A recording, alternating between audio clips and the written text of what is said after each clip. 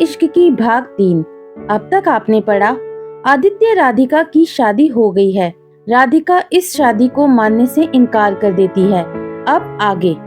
आदित्य के चले जाने के बाद शीतल और देवेंद्र जी सब कुछ वक्त पर छोड़ देते हैं और अपने रोज के कामों में लग जाते हैं। राधिका अपने पलंग पर लेटी हुई कल जो हुई उन सारी घटनाओं को सोचती है। तभी उसके फोन में रिंग होती है। वो देखती है तो कावेरी का फोन था। राधिका जल्दी से फोन उठाती है और बोलती है, हेलो कावेरी, कैसी हो और आंटी कैसी हैं? मम्मी ठीक नहीं है राधिका, मुझे अभी यहीं रुकना होगा। तुम बताओ, सब ठीक है वहाँ? हाँ, यहाँ सब ठीक है और तुम आंटी का ध्यान रखो। राधिका, कुछ हुआ है क्या? नहीं, कुछ भी तो नहीं। क्यों पूछा? तुम्हारी आवाज को क्या हुआ? वो हमारा थोड़ा गला खराब है। ठीक है, अभी रखती हूँ, ध्यान रखना अपना, और जो बात तुम नहीं बता रही हो मन हो तो बता देना। बाय बाय, राधिका ने कहा और उसके होठों पर हल्की सी हंसी आ गई। फिर उसे आदित्य ने जो किया वो याद आया तो वो फिर से उदास हो गई। राधिका, शीतल ने कमरे में आते हुए कहा, चलो बेटा कुछ खा लो, रात से कुछ खाया नहीं तुमने। माँ, राधिका ने पुकारा। हाँ, आप नाराज हैं मुझसे? नहीं तो मैं क्यों नाराज होंगी? वो शादी को लेकर? शीतल ने उसका हाथ अपने हाथ में लिया और बोली, मैं वही बात कहूंगी तुमसे जो ताऊजी ने कही। शादी हो गई है तुम्हारी, तुम्हारे मानने या ना मानने से कुछ बदल नहीं जाएगा। कुंवर बहुत अच्छे हैं, वो बिल्कुल अपने पिता जैसे हैं, सबका ध्यान रखने वाले। मैं तारीफ नहीं कर रही, जब तुम उन्हें जानोगी तब पता चलेगा। बस उन्होंने जो इस बार किया वो गलत था, लेकिन वो अपने और तुम्हारे पापा की इच्छा पूरी कर रहे थे। तुम ये सब छोड़ो और चलो कुछ खाओ, तुमने कल से कुछ खाया नहीं है। आप चलिए, हम आते हैं। शीतल राधिका के कहने पर बाहर निकल आई। राधिका शीतल की बातों को सुन रही थी और कुछ सोच भी रही थी। वो फ्रेश होकर बाहर आई और शीशे के सामने खड़ी हुई। उसकी नजर मांग में सिंदूर और गले में मंगलसूत्र पर गई। उसने मंगलसूत्र उतारा और वहीं दराज पर रख दिया। वो आई तो देवेंद्र जी उसका नाश्ते पर इंतजार कर रहे थे। ताऊ जी, राधिका ने कहा। उठ गई आप? जी ताऊ जी, आपने नाश्ता नहीं किया? हम आपका इंतजार कर रहे थे। देवेंद्र जी ने देखा राधिका ने मंगलसूत्र उतार दिया था, लेकिन उसकी मांग में सिंदूर लगा हुआ था। वो मुस्कुराते हुए बैठ गई और तीनों नाश्ता करने लगे। देवेंद्र जी ने नाश्ता करने के बाद राधिका से पूछा, तो कब खुल रहा है आपका कॉलेज? अभी 1 महीने बाद। अच्छा। माँ, कावेरी का फोन आया था, उसकी मम्मी की तबीयत ठीक नहीं है, आप बात कर लेना, और आज दोपहर का खाना हम बनाएंगे ताऊ जी की पसंद का। कहते हुए वो मुस्कुरा रही थी। राधिका को मुस्कुराता देख शीतल ने अपने मन में सोचा, चलो सब ठीक है, अब बाकी तो भगवान की मर्जी। उधर आदित्य किशनगंज के रास्ते में था। उसने किसी से बात नहीं की। भुवन ने एक बार पीछे मुड़कर देखा तो आदित्य आंखों को बंद किए हुए और सीट पर अपना सिर टिकाए हुए था। भुवन ने पूछा, आप ठीक हैं कुंवर? आदित्य ने यूं ही आंखों को बंद करे हुए कहा। आगे कुछ सोचा आपने? कुछ नहीं, बस आप कुछ लोगों को राधिका की निगरानी पर लगा दे, लेकिन उनको पता नहीं चलना चाहिए। जी ठीक है। दोपहर तक आदित्य किशनगढ़ पहुंच गया। भुवन ने उसका दरवाजा खोला और कहा, हम आ गए। आदित्य उठा और गाड़ी से बाहर आ गया। वो घर के अंदर पहुंचा और तेज कदमों से चलता हुआ अपने रूम की तरफ बढ़ गया। एक नौकर ने भुवन से कहा, खाना लगा दूं? हाँ लगा दो। वो नौकर किचन की तरफ चला गया। आदित्य ने अपने कपड़े बदले और अपने फोन की तरफ देखा। उसने फोन उठाकर एक नंबर मिलाया। दूसरी तरफ से किसी ने फोन नहीं उठाया। आदित्य ने फिर से नंबर मिलाया। इस बार फोन किसी ने उठा लिया। हेलो, कौन? फोन राधिका ने उठाया था। हम बोल रहे हैं। हम कौन? आप हमारी आवाज नहीं पहचान रही हैं? नहीं, और आप जो भी हैं, हमें आपसे बात नहीं करनी है। उफ, आपका गुस्सा, ये आपकी नाक पर बैठा रहता है क्या, जो आपके मुंह खुलते ही उसमें आ जाता है? देखिए मिस्टर, आप जो भी हैं, गलती से मेरा नंबर लग गया है आपके फोन से, मैं फोन रख रही हूँ। हम आदित्य बोल रहे हैं और ये हमारा नंबर सेव कर लें आप। राधिका ने जब सुना कि फोन की दूसरी तरफ आदित्य है तो उसने पूछा, आपको मेरा नंबर कहाँ से मिला? राधिका, ये कैसी बातें कर रही हैं आप हमारी पत्नी हैं और आपका नंबर हमारे पास होगा ही, इसमें हैरानी की क्या बात है? खबरदार एक शब्द और कहा तो हम कोई आपकी पत्नी नहीं है और कोई शादी नहीं हुई हमारी। ऐसे कोई शादी होती है? ओह, तो आप इसलिए गुस्सा हैं कि हम बारात लेकर नहीं आए? आप कहें तो हम बारात लेकर आएंगे, बताएं कहें कल ही आ जाते हैं। चुप करें आप और आगे से फोन मत करना, कहकर राधिका ने फोन काट दिया। आदित्य हल्के से मुस्कुराया और फोन की तरफ देखकर बोला, आपका गुस्सा हमें बेहद पसंद है और जब आप गुस्से में बोलती हैं ना तो और अच्छा लगता है। कौन अच्छा लगता है, हमें भी तो बताओ। आदित्य ने घूम कर देखा तो राघव खड़ा था। वो उसके पास आते हुए बोला, बताओ कौन अच्छा लग गया? राधिका, सुरेंद्र अंकल की बेटी। तुम उनसे मिलकर आ रहे हो? नहीं, उनसे शादी करके। शादी करके मतलब? मैंने राधिका से शादी कर ली। ओ भाई, क्या बोले जा रहा है? करनी पड़ी शादी, वो मान नहीं रही थी। सब बताया तुमने? नहीं, उनके ताऊजी ने बताया। फिर? वो फिर भी नहीं मानी और हमें मजबूरी में ताऊजी और उनकी माँ को थोड़ी देर के लिए अपने पास रखना पड़ा। मतलब तुमने जबरदस्ती की? हाँ। आदि, ये क्या किया? मनाया जा सकता था ना उनको, थोड़ा वक्त देना चाहिए था। ऐसे तो वो नाराज हो जाएंगी तुमसे। जाएंगी क्या, है ही। उन्होंने कह दिया वो इस शादी को नहीं मानती। तो फिर अब क्या होगा? वो वहाँ और तुम यहाँ ऐसे रहोगे? फिलहाल तो ऐसे ही रहना होगा। किसी को पता चला तो क्या होगा पता है? तुम्हारे दुश्मन छोड़ेंगे नहीं उनको, इसीलिए अभी किसी को बताया नहीं। अभी उनको वहीं रहने दो। तुम बताओ, काम हुआ? हाँ, थोड़ा बहुत। तभी भुवन कमरे में आया। कुंवर, खाना लग गया है, आप चलें? चलो, बाकी बातें बाद में। आदित्य ने राघव को चलने के लिए कहा। राघव आदित्य का बचपन का दोस्त। राघव के पिता वीर प्रताप जी किशनगंज के सरपंच में से एक थे और आदित्य के पिता के दोस्त। एक तरह से घर जैसा रिश्ता था उनका। आदित्य उनको बहुत मानता भी था। राधिका ने एक बार अपने फोन की तरफ देखा, खुद ही बोलने लगी, ये देखो, इनकी इतनी हिम्मत कि मुझे फोन करें, और इनको नंबर मिला कहाँ से? कह तो दिया मैं नहीं मानती इस शादी को। ताऊ जी से कहकर वो सारा सामान भिजवा दूंगी। वो बड़बड़ाए जा रही थी और खाना बना रही थी। मैं कुछ मदद करूं? शीतल ने कहा। नहीं, मैं कर लूंगी, आप बैठे। जरा देख कर राधिका, वो खीर है, उसमें नमक डाल रही हो। कहते हुए वो हंसने लगी। राधिका ने देखा उसने चीनी नहीं नमक हाथ में लिया हुआ था। ये कुंवर की वजह से, उसने बोला। क्या कहा? कुंवर की वजह से? हाँ, और नहीं तो क्या। अभी फोन आया था उनका। उनको नंबर किसने दिया मेरा? राधिका बोले जा रही थी और उसे देखकर शीतल हंस रही थी। आप क्यों हंस रही हैं? हम तो ये सोच रहे हैं कि कुंवर को सोचने भर से ये हाल है आपका, तो जब वो आपके सामने होंगे तब क्या करेंगी आप? क्यों होंगे वो यहाँ? आज ही हम ताऊजी से कहकर उनका सारा सामान भिजवा देंगे। शीतल बस मुस्कुरा रही थी। क्या हुआ, आप क्यों मुस्कुरा रही हैं? कुछ नहीं, चलो खाना लगा लेते हैं। सबने खाना खाया। राधिका ने देवेंद्र जी से कहा, ताऊजी आप उनका सामान भिजवा दीजिए। किसका? कुंवर का। कौन सा सामान? वही जो उन्होंने शादी करने के लिए दिया था। वो लेकर नहीं जाएंगे, आपके लिए था वो। लेकिन ताऊजी, हम कभी भी नहीं मानेंगे इस शादी को। राधिका, रहने दो। शीतल, वो सारा सामान आप रखवा दो। जी, शीतल ने कहा। आप भी थोड़ा आराम कीजिए। आराम ही तो कर रहे हैं, यहाँ वैसे भी अभी कोई काम नहीं है। राधिका, आपका क्या प्लान है? देवेंद्र जी ने राधिका से पूछा। कुछ खास नहीं है ताऊजी, कावेरी नहीं है तो हम सोच रहे हैं कि जो भी पेंडिंग वर्क है उसको कर लेते हैं। मार्केट के कुछ काम है और कल तो मंदिर जाना है ना माँ, माता रानी की चुनरी चढ़ाने। हाँ, कल तो मंदिर जाना है, शीतल ने कहा। तो आज नहीं जाते, कल कर लेंगे काम। वैसे आपने कावेरी को फोन किया? हाँ, किया था। सुधा जी ठीक नहीं है और पता नहीं कितने दिन लगेंगे वहाँ। बस वो ठीक होकर आ जाए। किशनगढ़ में अभी किसी को पता नहीं था कि आदित्य ने शादी कर ली है। शाम के समय वीर प्रताप जी और उनकी पत्नी रूपाली आदित्य के घर आए। सब बैठे हुए थे। राघव और भुवन भी वहीं पर थे। चले अंदर चलकर बात करते हैं। सब अंदर रूम में चले गए। वीर प्रताप जी ने कहा, आदित्य, आपने किसी को बिना बताए इतना बड़ा कदम कैसे उठा लिया? शादी, वो भी ऐसे?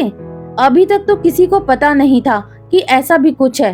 आपने अपने साथ राधिका की जान को भी खतरे में डाल दिया। आपके अपने ही आपके दुश्मन हैं, वो कुछ भी कर सकते हैं इस जायदाद के लिए, उस जगह के लिए जहां आप हैं। आप एक बार बता तो देते कि आप ऐसा कुछ करने जा रहे हैं। आपने देवेंद्र जी और शीतल का ऐसे अपने पास रोककर राधिका से शादी की। हम सब बात करते उनसे, वो क्या समझेंगी आपके बारे में। रूपाली ने कहा, आपके काका ठीक कह रहे हैं, आपने ठीक नहीं किया काकी, और कोई रास्ता नहीं था हमारे पास, उन्होंने साफ मना कर दिया था। कुंवर, आप इतने समझदार हैं, थोड़ी सी कोशिश करते, वक्त देते उनको, हम सब थे ना। खैर, अब जो हो गया वो हो गया। राधिका की सुरक्षा के लिए आपने कुछ किया? अभी किसी को पता नहीं है, तो ज्यादा कुछ डर की बात नहीं है, आदित्य ने कहा। जहाँ शादी की आपने वहाँ से तो पता चलेगा। आजकल नेट का जमाना है, किसी ने आपकी फोटो ले ली होगी, तब सबको पता चल जाएगा। कोई नहीं था मंदिर में, बस पुजारी जी, मैं, राधिका और भुवन के अलावा। चलिए, ये एक अच्छी बात है। अभी फिलहाल किसी को भी पता नहीं चलना चाहिए राधिका के बारे में, बाद में बता देंगे। आप उनके लिए सुरक्षा का इंतजाम ठीक से करिएगा। जी, भुवन देख लेंगे। ठीक है, तो अब हम चलते हैं। खाना खाकर जाइए काका। नहीं, अभी हम चलते हैं, फिर कभी खा लेंगे, कहकर वीर प्रताप उठे और साथ में रूपाली भी। राघव आज आदित्य के साथ रुकने वाला था कुछ डिस्कस करने के लिए। आदित्य ने दोनों के पैर छुए और वो चले गए। अगले दिन सुबह 11 बजे राधिका और शीतल मंदिर जाने के लिए निकले। भुवन ने जिन गार्ड्स को राधिका के लिए रखा था, उन्होंने भुवन को बताया कि वो मंदिर जा रहे हैं। भुवन ने दोनों का ध्यान रखने के लिए बोला। राधिका और शीतल ने मंदिर में पंडित जी को पूजा का सामान दिया। पंडित जी ने पूजा का सामान लिया और उसमें देवी माँ को चुनरी उड़ाई और बाकी सामान उनको वापस कर दिया। राधिका मंदिर की सीढ़ियों से उतरकर नीचे आई और एक तरफ जहाँ कुछ दुकानें थी वहाँ जाने लगी। शीतल भी उसके साथ थी। तभी कोई बहुत तेज से आकर शीतल से टकराया। शीतल का बैलेंस बिगड़ा और वो गिर ही जाती, लेकिन राधिका ने उसे संभाल लिया। उसने देखा तो एक लड़का भाग रहा था। राधिका को गुस्सा आ गया। उसने शीतल को पूछा, आप ठीक हैं? शीतल ने हाँ में सिर हिलाया। राधिका ने उसे वहीं छोड़ा और उस लड़के के पीछे भागी। राधिका, रुको तो! शीतल की आवाज जब तक उसको सुनाई देती, वो वहाँ से जा चुकी थी। अरे कहाँ गई ये लड़की भी ना? राधिका उस लड़के का पीछा करते हुए काफी दूर तक आ गई थी। उसने देखा वहाँ कोई दिखाई नहीं दे रहा था। उसने पीछे घूमकर देखा, वहाँ भी कोई नहीं था। वो वापस जाने लगी कि तभी आवाज आई, आज नहीं लड़ोगी उस दिन की तरह। उसने देखा सामने 10-15 लड़के खड़े हैं और उसने सबको देखा। उनमें वो 2 लड़के भी हैं जिन्हें उसने कॉलेज में मारा था। वो हंसी और बोली, अच्छा तो ये तुम हो, उस दिन कम पिटे थे जो आज फिर आ गए, और वो इतने और लेकर, इनको भी पिटवाना है क्या? बकवास बंद कर अपनी, हम तुझे पीटने आए हैं। उस दिन तो बच गई, आज नहीं बचेगी।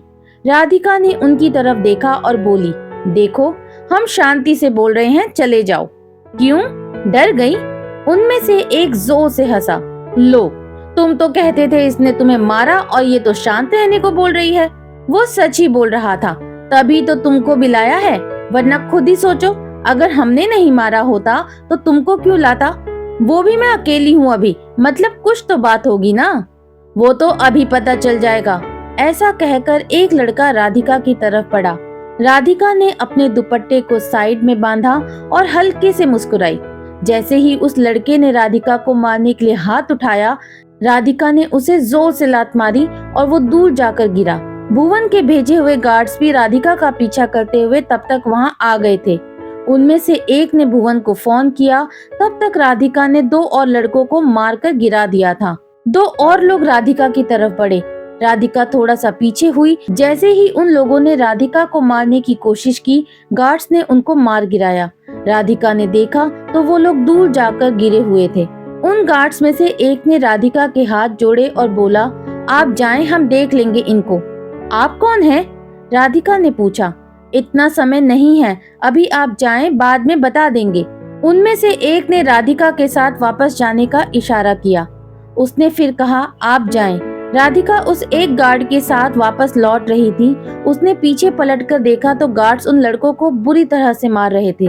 राधिका को समझ नहीं आ रहा था कि ये क्या हो रहा है। वो तेज कदमों से शीतल जहाँ थी वहाँ बढ़े जा रही थी। मंदिर पहुंचकर राधिका ने देखा कुछ लोग शीतल के चारों तरफ खड़े हैं।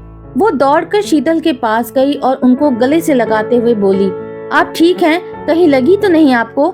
शीतल ने उसके सिर पर हाथ फेरा और बोली, हम ठीक हैं, आप शांत हो जाओ। राधिका शीतल से अलग हुई और उसने उन गार्ड्स में से जो उसके साथ आया था उससे पूछा, क्या नाम है आपका? जी राजीव। राजीव, मैं माँ को लेकर घर जा रही हूँ, आप सब मुझे मेरे घर पर आकर मिलो। राजीव ने हाँ में सिर हिलाया। राधिका शीतल को लेकर घर चली गई। दोपहर हो चली थी। इस वक्त सूरज अपने सबसे उग्र रूप में था। एक घर जिसमें करीब 28 साल की उम्र का एक शख्स सोफे पर बैठा हुआ एक हाथ में सिगार लिए अपने मोबाइल को स्क्रॉल कर रहा था कि तभी उसकी स्क्रीन पर नोटिफिकेशन के साथ एक वीडियो क्लिप आई। उसने वो वीडियो क्लिप खोली और देखने लगा। क्लिप देखते देखते उसके होठों पर मुस्कान तैर गई। वो उठा और तेज कदमों से चलता हुआ एक कमरे में दाखिल हुआ। उसने पुकारा, पापा ये देखिए, और अपना फोन उसके हाथ में दे दिया। फोन देखते हुए उनके चेहरे पर भी मुस्कान तैर गई। उन्होंने शातिर नजरों के साथ उसे देखा और बोला, ये तो आदित्य के गार्ड्स हैं, इनके हाथ पर ये टैटू देखो। विक्रम, पता करो इस लड़की के बारे में। आदित्य के गार्ड्स इसे बचाने की कोशिश क्यों कर रहे हैं? ओम ठाकुर, आदित्य के चाचा, विक्रम को राधिका को जो गार्ड्स बचा रहे थे उनके बारे में पता करने को कहता है। थोड़ी देर में राजीव बाकी गार्ड्स के साथ राधिका के घर जाता है। राधिका घूरकर उन्हें देखते हुए कहती है, ये सब कब से चल रहा है और किसके कहने पर आप ये सब कर रहे हैं? राजीव नजरें झुकाए इधर उधर देखने लगता है। मैं आपसे बात कर रही हूँ राजीव। जब से आपकी शादी कुंवर से हुई है तभी से हम यही हैं और भुवन सर ने आपकी सुरक्षा के लिए रखा है। सुरक्षा? क्यों? वो तो आप भुवन सर से ही पूछ लें। हमें जो कहा गया हम वो कर रहे हैं। फोन लगाओ अपने सर को, राधिका ने कहा तो राजीव अपने पास खड़े हुए एक और गार्ड की तरफ देखने लगा। उनको क्या देख रहे हो, लगाओ फोन। राजीव ने फोन किया तो भुवन ने एक ही रिंग में फोन उठा लिया और बोला, हाँ राजीव बोलो, सब ठीक है? किसी को कुछ हुआ तो नहीं? ठकुराइन ठीक है ना और उनकी माँ? सर, हम पकड़े गए हैं। क्या मतलब हम पकड़े गए हैं? सर, हमें आना पड़ा सामने और फिर उनको पता चल गया कि हम उनकी सुरक्षा के लिए हैं। कोई बात नहीं, ये बात हम बाद में करेंगे। पहले ये बताओ कि कुछ हुआ तो नहीं ना, सब ठीक है? राधिका ने इशारे से राजीव को फोन उसे देने को बोला। हाँ सब ठीक है भुवन जी। भुवन ने जब राधिका की आवाज सुनी तो एक पल के लिए वो खामोश हो गया। क्या हुआ, आप चुप क्यों हो गए? आप हमें बताएंगे कि ये सब क्या हो रहा है और ये हमारी सुरक्षा की क्या बात हो रही है और किससे सुरक्षा? प्रणाम ठकुराइन, ये सब आपकी सुरक्षा के लिए किया गया है कुंवर जी के कहने पर। लेकिन क्यों, हम ये पूछ रहे हैं। आपको कुछ हो ना इसीलिए। भुवन जी, हमें क्यों कुछ होगा? हम सीधे साधे से लोग हैं। आपकी शादी कुंवर से हुई है और बस करे, शादी शादी शादी, कोई शादी नहीं हुई है हमारी। और ये अपने गार्ड्स को आप लेकर जाओ, हमें नहीं चाहिए, जो होगा हम देख लेंगे। माफ करें, हम ऐसा नहीं कर सकते। कुंवर की बात हम टाल नहीं सकते। तो ठीक है, हम बात कर लेंगे उनसे। जी ठीक है, प्रणाम। राधिका ने बात करके फोन राजीव को दिया। तभी देवेंद्र जी भी वापस आ गए। उन्होंने घर में लोगों को देखा और उनकी नजर एक गार्ड के हाथ पर बने टैटू पर गई। उन्होंने देखा तो समझ गए ये आदित्य के लोग हैं।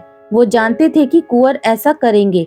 राधिका ने देवेंद्र जी को देखा तो उनसे शिकायत करते हुए बोली, ताऊ जी आप ही इन सबको मना करिए ना, ये हमारी कोई बात नहीं सुन रहे और भुवन जी भी हमारी बात नहीं सुन रहे हैं। लाडो, ये कुंवर के लोग हैं और आपके लिए हैं। अब उन्होंने आपसे शादी की है तो इतना तो आपकी सुरक्षा तो वो करेंगे ही।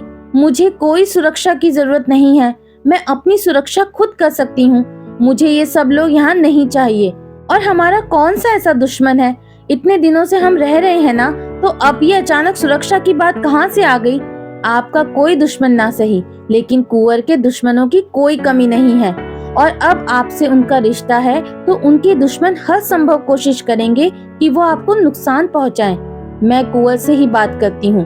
कहते हुए राधिका अपने कमरे की तरफ बढ़ गई। देवेंद्र जी ने गार्ड्स को बाहर जाने के लिए कहा। शीतल, जो अभी तक ये सब चुपचाप देख रही थी, देवेंद्र जी से बोली, राधिका बहुत गुस्से में है, पता नहीं क्या कह दे कुंवर से। देवेंद्र जी उसकी इस बात पर मुस्कुराते हुए बोले, कुछ नहीं होगा, हाँ, इस बहाने दोनों में बात तो होगी। बाकी हमें लगता है कि कुंवर राधिका को समझा देंगे। राधिका अपने कमरे में गई और अपने मोबाइल में आदित्य का नंबर सर्च करने लगी और उसको फोन लगा दिया। आदित्य उस वक्त एक जरूरी मीटिंग में बैठा हुआ राघव के साथ कुछ डिस्कस कर रहा था। उसका फोन साइलेंट पर था और वाइब्रेट कर रहा था। आदित्य ने ज्यादा ध्यान नहीं दिया, फोन कट गया। राधिका ने फिर से फोन लगाया। इस बार आदित्य ने फोन देखा तो राधिका का फोन था। उसने मीटिंग को बीच में रोका और एक मुस्कुराहट उसके चेहरे पर आ गई। मैं अभी आता हूँ, कहकर वो उठकर बाहर गया। हेलो, आदित्य ने कहा।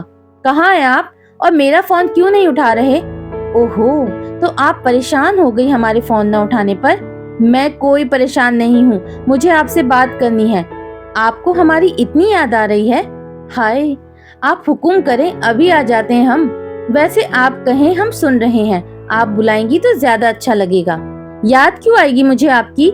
मुझे बस इतना कहना है कि ये भुवन जी को बोलकर आप अपने गार्ड्स यहाँ से हटवा दें। क्यों, कुछ हुआ है? कुछ नहीं हुआ और हम अपनी सुरक्षा खुद कर सकते हैं। ये तो नहीं हो सकता क्योंकि हम तो वहाँ है नहीं और आपकी सुरक्षा के लिए ये जरूरी है। अरे मुझे नहीं चाहिए ये गार्ड्स। मैं कोई वीआईपी नहीं हूँ, नॉर्मल सी लड़की हूँ और मुझे कोई क्यों कुछ करेगा? हजारों लोग रहते हैं इस दुनिया में, उनमें से मैं एक हूँ। ठीक है, आप जैसा कहें, लेकिन एक शर्त पर। शर्त? हाँ, अगर आपने हमारी शर्त मान ली तो हम भुवन से कहकर गार्ड्स को वहाँ से हटाने के लिए बोल देंगे। क्या शर्त है आपकी? आज से 4 दिन बाद घर पर पूजा है। आप इस घर की बहू बनकर उस पूजा में हमारे साथ बैठेंगी तो हम गार्ड्स को हटने के लिए बोल देंगे, लेकिन आपको किशनगढ़ लाने के बाद। तब तक वो वहीं रहेंगे। मैं क्यों आपके साथ बैठूंगी? आप सोचकर बता दें। मेरी मीटिंग चल रही है, मैं आपसे बाद में बात करता हूँ। आदित्य ने कहकर फोन कट कर दिया। राधिका ने देखा फोन कट हो गया है। उसने बुरा सा मुंह बनाया और वहीं रखी हुई कुर्सी पर बैठ गई। राधिका, शीतल ने पुकारा। हाँ, क्या बात हुई कुंवर से? कहते हुए शीतल उसके सामने पलंग पर बैठ गई। हाँ, क्या कहा उन्होंने? वो बोले कि वो हटा लेंगे गार्ड्स को, लेकिन हमें उनके घर पूजा में जाना होगा और उनके साथ उस पूजा में बैठना होगा जो 4 दिन बाद है। मैं कैसे उनके साथ पूजा में बैठ सकती हूँ? सही कहा। आप कैसे बैठ सकती हैं? आप तो मानती नहीं इस रिश्ते को, तो आपने मना कर दिया? उन्होंने कहा सोच कर बताना। कोई मीटिंग थी उनकी और तब तक वो गार्ड्स वहीं रहेंगे। तो क्या सोचा आपने? कुछ नहीं, चलो आप सोच लो, हम थोड़ा काम निपटा ले, कहकर शीतल चली गई। राधिका कुर्सी पर से उठी और खिड़की के पास जाकर खड़ी हो गई। क्या करूं, कुछ समझ नहीं आ रहा। तभी उसका फोन बजा। कावेरी का फोन था। उसने जल्दी से फोन उठाया और बोला, हेलो। दूसरी तरफ से कावेरी की जोर जोर से रोने की आवाज आ रही थी। क्या हुआ कावेरी? राधिका ने पूछा। कावेरी ने रोते हुए और हिचकियां भरते हुए कहा, राधिका, मम्मी मुझे छोड़कर चली गई। क्या? आंटी, कावेरी हिम्मत रख। उसने वैसे ही रोते हुए कहा। कहाँ से हिम्मत रखूं राधिका, वो ही मेरा परिवार थी। राधिका, मैं क्या करूं? कावेरी रो मत, आंटी को दुख होगा, मैं आती हूँ। नहीं, तुम मत आओ, कावेरी ने रोते हुए कहा। मैं बाद में बात करती हूँ। ठीक है, अपना ध्यान रखना और कोई बात हो तो बताना, मैं आ जाऊंगी। कहकर कावेरी ने फोन कट कर दिया। राधिका शीतल के पास आई और उसने सब बताया। अब हम ही उसका परिवार है। आपको तो पता है कोई नहीं है उसका, मामा जी भी उसके अकेले ही हैं। बिल्कुल, ये भी कोई कहने वाली बात है, शीतल ने कहा। ओम ठाकुर अपने कमरे में चहलकदमी कर रहा था और बार बार अपने फोन की तरफ देख रहा था। जब उससे रहा नहीं गया तो उसने विक्रम को फोन किया। हेलो। हाँ पापा, बोलिए। क्या बोलिए? कुछ पता चला? अभी तो नहीं।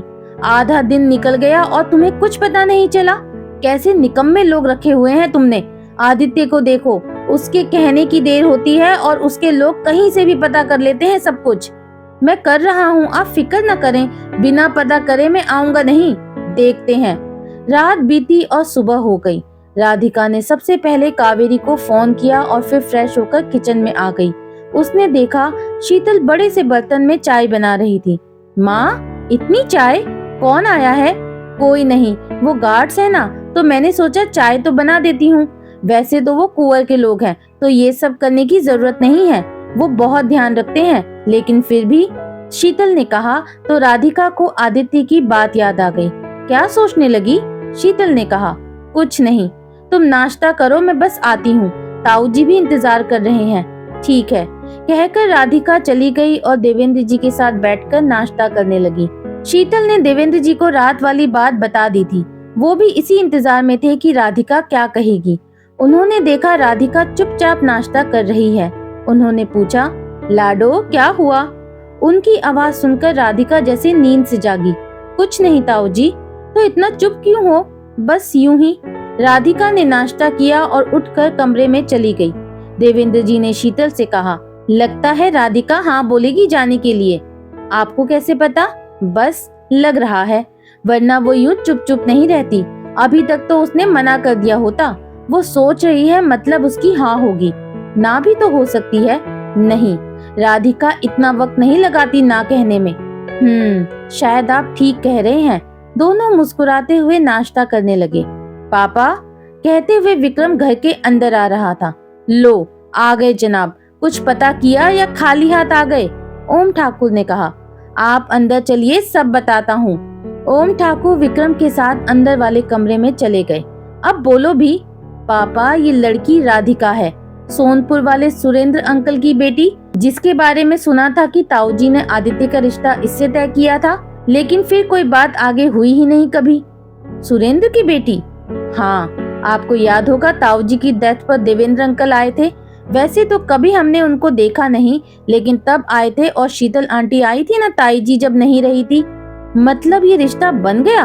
हाँ पापा, बहुत मुश्किल से पता चला है कि आदित्य ने राधिका से शादी कर ली, बिना किसी को बताए, मंदिर में, जहाँ केवल पुजारी, आदित्य, राधिका और भुवन थे। सारा मंदिर कुछ देर के लिए खाली करा दिया था।